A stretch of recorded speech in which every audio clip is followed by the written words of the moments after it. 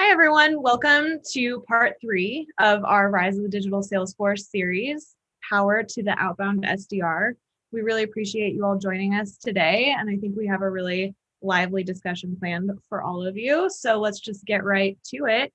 I'd like to introduce our panelists today. We have Kieran Snake, who is the Head of Sales Operations and Business Development at SurveyMonkey, as well as Julian Ponsignon, who is the Director of Sales Development at Conversica, as well as me. I'm Amanda DePaul. I'm the Senior Director of Demand Gen and Integrated Marketing here at Conversica. So work really closely with the sales development team and sales operations. And so I'm pretty excited to have 3 voices in this discussion today. But let's talk a little bit about who we are and why we're here, and then we'll jump into our panel. So Conversica is delivering the workforce of the future. So we provide AI assistance to drive better engagement across the entire revenue lifecycle. The way that we support, SDR teams is scaling the productivity capacity that they have, essentially. And so Conversica AI assistants help you attract, acquire, and grow customers at scale at every stage in the buyer's journey. And our AI assistants act as digital team members that augment or work alongside of SDR teams, marketing teams, customer success teams. But we don't replace the people. We help the people just be better at their jobs and get more done so that they can focus on the things that they do best, which in the SDR land is being able to actually sell. And so as far as outbound SDRs go, obviously, they're going to be doing a lot of prospecting. They're hitting up cold accounts. They're just trying to get traction in the accounts that are the most relevant for the business. And so to support that effort, obviously, we know it takes, 10, 15, 20 different touches for an SDR to get a hold of anyone in an account a lot of the time. And that can be really cumbersome and a lot of work for the SDR. Oftentimes, they kind of fall by the wayside. They're cherry picking whatever accounts seem the most relevant at the moment. And so not all of the accounts necessarily get the full, gambit of touches that they really need to become opportunities or to get actual conversations going. And so to augment that process, we use our own IVAs to help extend the SDR team. And so while marketing is running campaigns like advertising and webinars and content syndication, all that fun stuff, trying to get traction in these accounts and support the SDRs. The SDRs are conducting their outreach. And when they hit, 8, 9, 10 touches, maybe they are like, this is not a good use of my time anymore. And so they hand it off to the intelligent virtual assistant, and the IVA continues that outreach on behalf of the SDR. Additionally, marketing can say, hey, we're seeing that there's some engagement in this account. Let's trigger handing off the folks that you've been trying to get in touch with over to the IVA as well, so that all that outreach happens in real time. And, it's not so much a burden on the SDR to be managing a bunch of different accounts and a bunch of different cadences all at once. And so you can kind of see that, IVAs really help the outbound SDR just get more done and spread themselves a little bit further. So I want to talk today about just some of the things that we're seeing with outbound SDRs and how teams are structured and what we've learned over the last year. And so I'm really excited to jump into our panel here.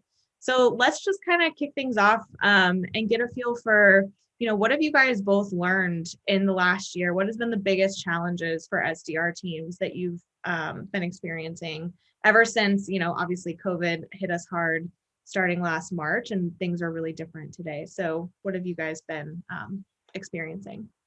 Yeah, so I'll start off. The landscape's completely changed. Not only did all the teams go completely remote, but we faced COVID. And with that, a lot of budgets were slashed. We saw, a lot of turnover happen, as well as office phone numbers no longer working. So the team really had to pivot their strategies, and we all had to do this, virtually.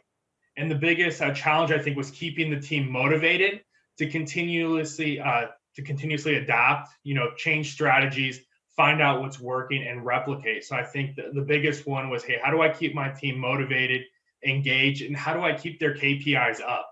We had to increase our dials, increase the amount of personalization we did, cut through the digital noise, while also keeping the team motivated, happy, as well as working in unison remotely. Totally. Kieran, what have you guys experienced at SurveyMonkey? Yeah, absolutely. I mean, definitely have experienced some similar things. I think one of the big things that I would highlight is keeping SDRs and BDRs engaged in this remote work environment. We're all familiar with Zoom fatigue and the idea that kind of engagement can slip. And one of the things that we just continuously were noticing is whether it be daily stand-ups, team meetings, trainings, onboarding, we really needed to engage these folks and keep things exciting. So the way we looked to do that was by implementing just very large amounts of visibility across all core areas of the day-to-day and the funnel. So really visualizing activity and metrics and making sure that we're celebrating the wins, really analyzing what's working and what's not. And when we're hosting, stand-ups or call blitzes, whatever it might be, we're not allowing anybody to kind of sit there and be silent. We're making sure that we're engaging every single team member, whether that's talking about their metrics, their performance, what they're delivering, or their strategies. Just really making sure that we're keeping everybody engaged and in tune with the day-to-day and the ultimate goal. Definitely. I think remote just has posed its own set of challenges just for companies as a whole. But I think for SDR teams, that's it hits, I think, SDR teams really hard because not only are you dealing with an entire workforce that's remote, but also I feel like SDRs really feed off of each other and feed off of that energy in the office. And so having everyone be remote poses its own set of challenges on top of, being rough to keep everybody motivated. So Julian, what have you done to ensure that in this kind of remote environment, SDRs are staying, motivated? They're equipped with the tools and the skills that they need to be successful. What are some tactics that you guys have employed? Yeah, so actually it's kind of fun. I feel like we grew a lot closer as an SDR organization at Conversica during COVID. We have a morning stand-up call where we all get involved at, first thing in the morning. We have several executives hop on here and there just to, hype up the team, ask questions, ask how they can best support the team, in order to hit those numbers and get those, KPIs and meetings met. And I think that the big one is that we're utilizing, sales engagement tools, ABM platforms, and we're really cutting through the noise and figuring out what our target accounts look like, who do we need to reach out to, and how do we get personalized. And we share those wins with the team and we replicate that success across the board. Every SDR wants to overachieve their number. They're very commission oriented and we want to ensure that each one can overachieve that number. So when one SDR sees success, gets a meeting or finds something new that has worked out, we share that with the team, we replicate it and we get it going across the different territories and pods.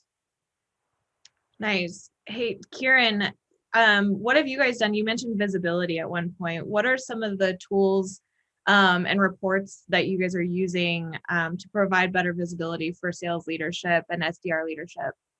Yeah, absolutely. Well, one thing about moving into this remote work environment is we were set up for it. We had a lot of the tools and solutions, in place already. It was really about just a slight pivot on the way we looked at, a lot of these things. So we spun up and changed about 3 or 4 different dashboards, all of which are, serve a different purpose, whether it's just overall global team visibility or all the way down to a particular North America regional BDR team. And one of the things that we wanted to do here was just get more visibility into what's occurring yesterday, today, rolling 7-day periods. And really the purpose of this was to just keep people engaged, as I said earlier. These reports are sent out every day to a suite of executives, stakeholders, sales managers. So everybody's able to see how their BDRs or SDRs are performing, which is kind of, building up more of that kind of competitive nature. Nobody wants to be on the bottom of that leaderboard, when it goes out to our VPs at the end of the day. So that was one of the things that really kind of drove some behavior. And we've talked a lot about already on this call, identifying what works, what doesn't, and sharing, that information. That's a big part of these dashboards. But another part of it is the BDR role can often, the BDR and SDR roles can often be a thankless job. They are grinding. In my opinion, it is one of the hardest jobs. in the entire, sales team, we really want to make sure that we're celebrating those wins and recognizing the wins. If somebody's had a large week or a large day, whether it's activity, pipeline, ops, meetings, we want to make sure that we're really slowing down and celebrating that with the team and recognizing the BDR, even more so in this remote work environment when we're not, celebrating those in person. Agreed. And I think, that's a great kind of segue into the differences between inbound and outbound SDRs. I think both jobs are a grind. Both are really hard. They're very repetitive. But from an outbound perspective, especially now when, like Julian said, people aren't necessarily in the office. So you're really having to dig around to figure out how to get a hold of people.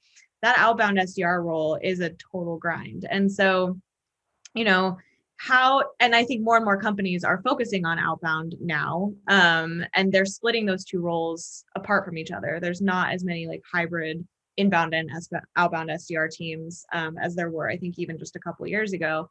So why do you think that a lot of organizations are shifting to this inbound versus outbound strategy and splitting the two roles apart from each other? Julian? So for me, it's specialization. Both inbound and outbound require a specific set of skills. I look as inbound as they're already speaking to people that have shown interest in our product, and there's technically reaching out and scheduling that meeting. Outbound SDRs or BDRs have to create that demand. They have to find the people we want to speak to. They have to create that interest and get them engaged enough to where they want to speak to our account executives, to our product specialists, take a demo. So those skills are more refined, I think, for the outbound. They have to be great people speakers. They have to understand the needs and wants and the ability to connect with those prospects. Just sending an email saying, hey, do you want to learn about Conversica doesn't work.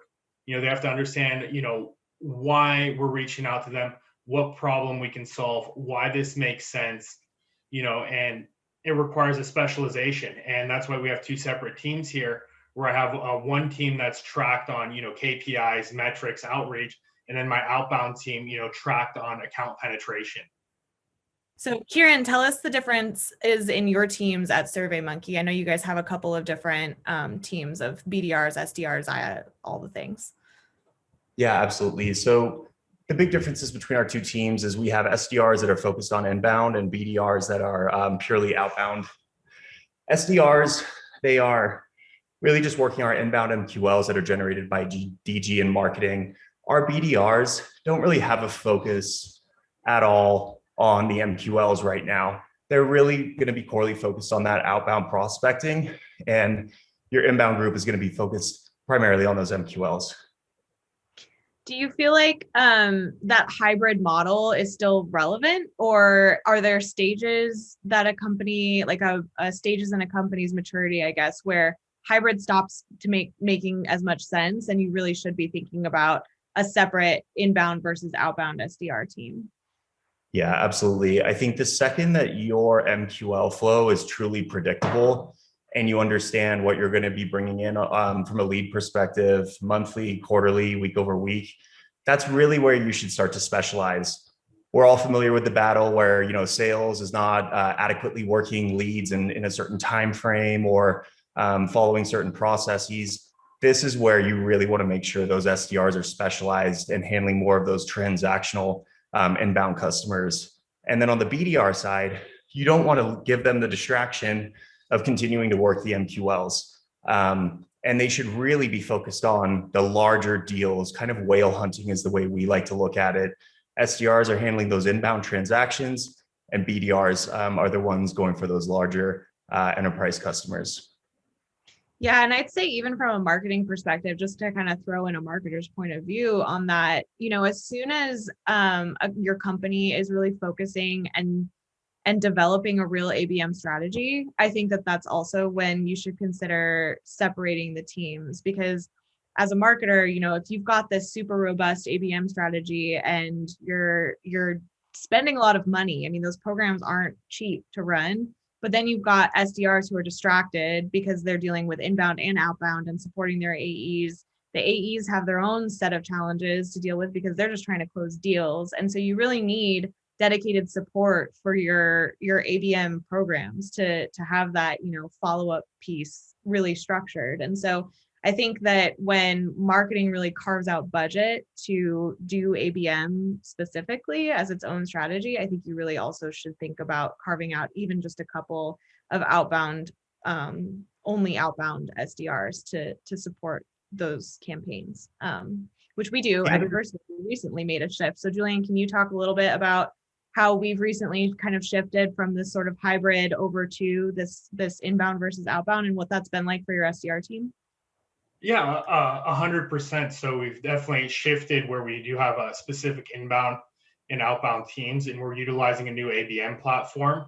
And this is allowing the outbound teams to really focus in on the accounts that are showing the highest amount of intent.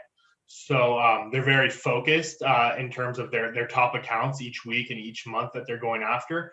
And they're using those outbound skills that we're talking about: personalization, engagement, reaching out to the right people. A lot of it is done over LinkedIn and over the phone.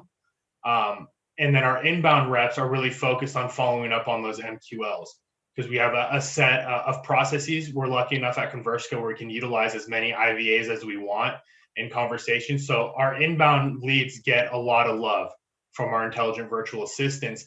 And then we have one SDR that's picking up the phone, connecting with them, adding them on LinkedIn, and trying to get those meetings set for those inbound MQLs. So we saw a big shift in effort. And right now we're trying to make our MQLs more predictable in terms of conversion, up that conversion rate by finding new ways that trigger their interest, as well as working with our outbound team in order to move deals further down the pipeline and getting those outbound prospects that are targeted through our ABM platform converted into meetings. Do you guys feel like there's a tenure difference between inbound and outbound SDRs? One of the ways that I've treated it in the past with other SDR teams is like the inbound SDR is really kind of like the real true entry level SDR. And then once you've got some sales experience or some sales development experience, then you transition to that kind of outbound only function as almost like a stepping stone to an AE role. Would you consider, like, if you're hiring for outbound SDRs, what are some of the qualities that you look for, and how much experience do those folks usually have? I can talk to that at the get feedback and SurveyMonkey side. You absolutely nailed it. I mean, the SDR job is typically your first job in sales. And, in that role, you're learning a couple different things, right? A lot of those customers that you're speaking to, 50 to 60% of that buying decision's already been, made or researched on the customer side. So, they want to speak to a sales rep, they want information about the product and pricing. Your job is to, qualify those and get them over to your account executives, or also act as a kind of a gatekeeper to not hand those over if they're not qualified. So you're very much in this transactional role of qualification and handing over.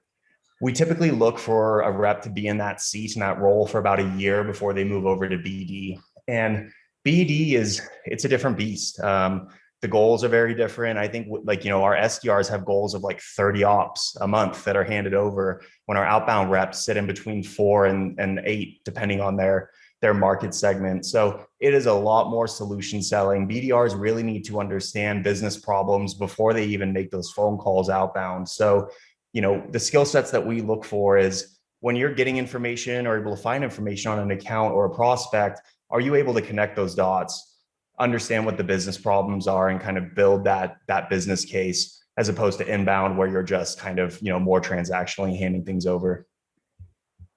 Yeah, that makes sense. What about you, Julian? No, so I agree with Kieran wholeheartedly. With the inbound SDR, it's very transactional, as he said. Also, there are a lot of measurable KPIs. It's someone you can put someone into that role and track them and train them very adequately and closely. Hey, this inbound leads comes in. This is, the messaging you want to provide. This is how many attempts over how long. And then you kind of measure them on their talk track, utilizing a call recording software, making sure that they're coming off confident, able to understand, overcome objectives, and close for the meeting. Where the outbound role is, you got to be a lot more creative. Like Kieran said, understanding the business challenges, coming up with a solution. How can I differentiate myself from all the other digital noise that's happening and find a solution? So it's a little bit more of an independent craft for the outbound, but it also takes a lot of determination, a lot of skills, business acumen. So in my opinion, it takes a little bit more maturity as well as understanding of the sales development and business development roles to be able to execute on those and be successful. To be able to have a conversation with a C-level executive and know what you're talking about, isn't something that's going to happen in your first year as a salesperson.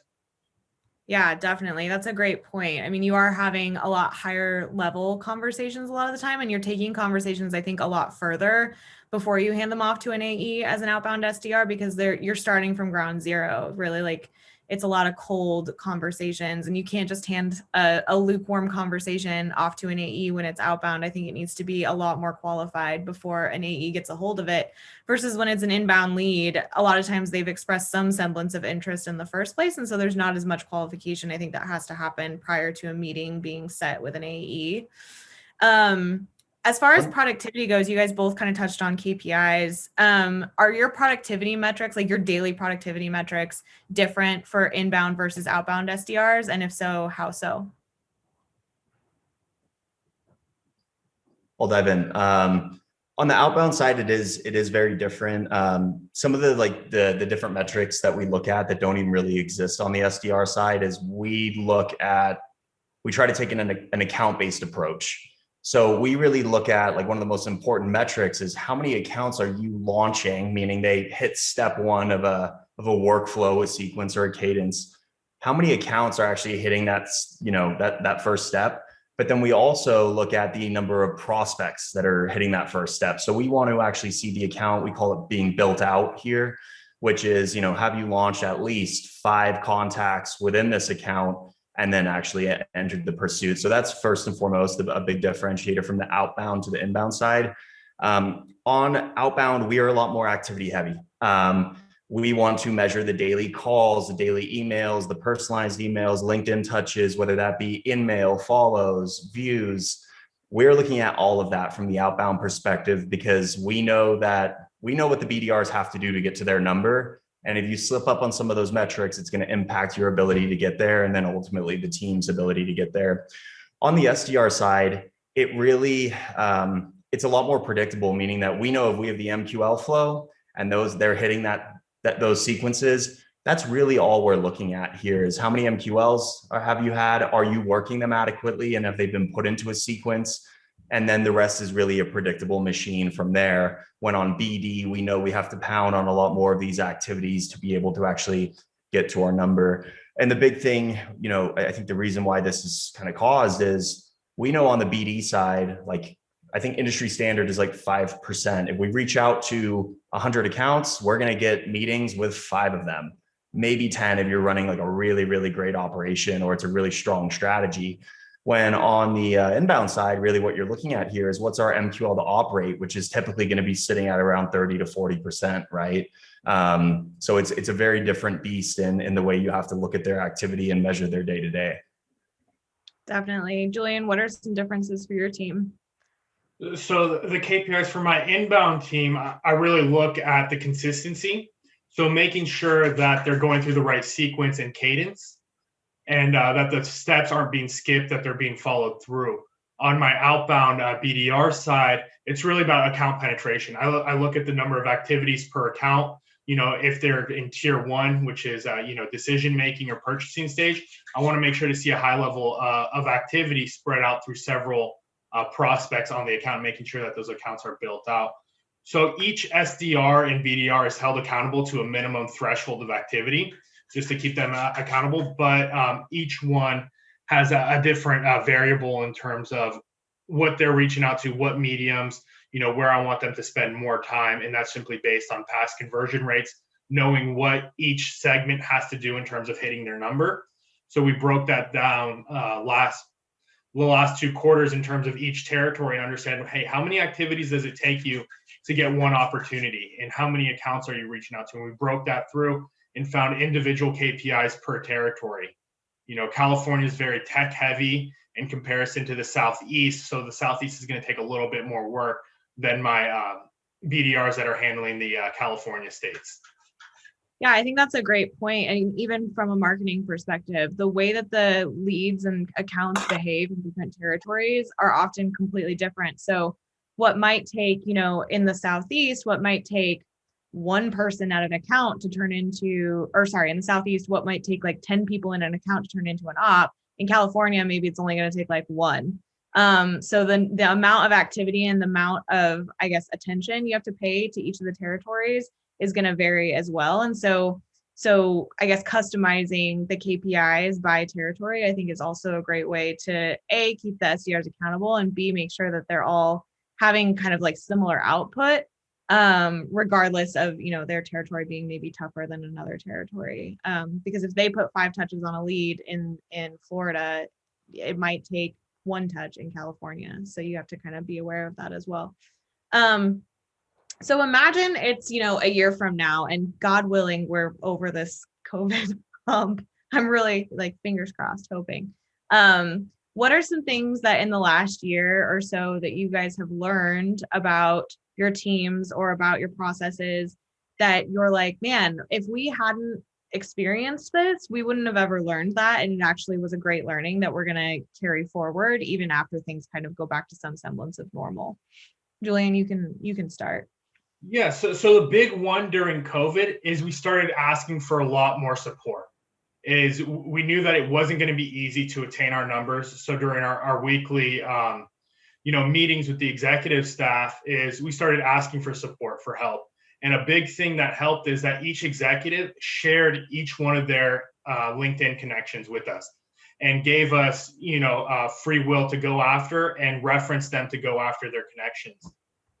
The next one was we started tracking all of our alumni. Is that we have about 25,000 Conversica logins, and we use the software to track those, so we notice when those people are changing companies, and those have been our greatest source of leads or opportunities during COVID, to find those people that have been exposed to Conversica, that have had some sort of good positive ROI and are willing to continue to meet at their new company. So that's been extremely helpful. And what we've learned as well is it's very hard to disconnect from work when you're working remote, when your office is right there. So we've been promoting work-life balance, promoting mental health breaks, go for a run, go for a walk. We've been challenging each one of ourselves on the team to go get our heart rate up, to go do something, walk away from the desk, take a walk if it becomes stressful, and to not just stay glued and work. And we found there to be a lot more productivity, a lot more creativeness in our writing process when you're not typing out, 50 emails in a row, but, hey, I'm going to type out 5, take a walk, come back, type out 5 more. And we've realized that, hey, it doesn't have to be the standard 8 hours in a row of working, but you can spread that out and take breaks during the day, as long as we're meeting our KPIs and our quota. Yeah, I think that's a great thing to carry forward, especially for SDRs, where I feel like the productivity output is the major measurement for them, especially when they're in the office. It's like everyone wants to see the SDR team grinding away because that's just what they're supposed to be doing. And at the end of the day, like they need breaks, they need to take walks, they need to get away from the computer just like the rest of us do. And so just like chaining them to their desks all day is not like a great way to get more output out of them. And so I think that's something that we've all learned, is that taking mental health breaks just makes everyone more productive in general, and time spent doesn't necessarily yield exponentially more productivity or more output. So that's awesome. Kieran, what about you? Yeah, I absolutely agree with that. Just with the work-life balance. I mean, one of the things that we actually began to spiff were days off. Hey, you're trending towards your number, you've got a clear path there. And we were really incentivizing with half days or Fridays off, which was driving that behavior. I think that I really like the idea you mentioned about getting your heart rate up and taking a break and kind of doing that as a team. That's definitely something we could do more of. I think the big thing that I would highlight here is one of the things that's been highly effective is, just like Julian, we knew it was going to be very difficult to get to our numbers. This started in Q1 last year, and we're still experiencing it now. And one of the things that's been very helpful is implementing gap plans. We have a really good idea entering a time period where we're going to end up. What do we need to do in addition to get to our actual number? So a lot of the things that we've been doing internally is actually executing 125% gap plans. What are we going to do to get to 125% of our goals? And when we do our weekly stand and delivers with our execs, we're talking about, what is working, what's not working, and what we're doing about it. And ultimately, the most important part here is what are our asks as a team. And our executive team has just been incredible in really leaning into those, whether it's budget or executive sponsorship, or we need to purchase a solution or a tool. As long as that's highlighted in those weekly meetings, it is going to be done. So I think just making sure that there's visibility around what's working, what's not, and then what you need.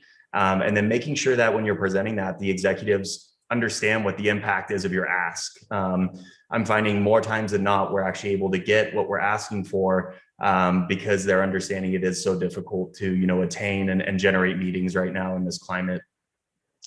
Yeah, I think we've noticed that too, where execs are a lot more involved, I think, in what's going on earlier in the funnel, just because everyone feels like it's like a team effort. We're all remote. It's not as much something that you can just like set and forget. There's a lot of exposure there. And so we've found also, I think that we are getting asked a lot more, both from the sales and the marketing side, like, what do you need to be successful? How can we help? Which I think is super refreshing, and I hope continues even after we all troop our way back into the office. So great. Well, thank you guys both for joining me today. I thought this was a super interesting conversation.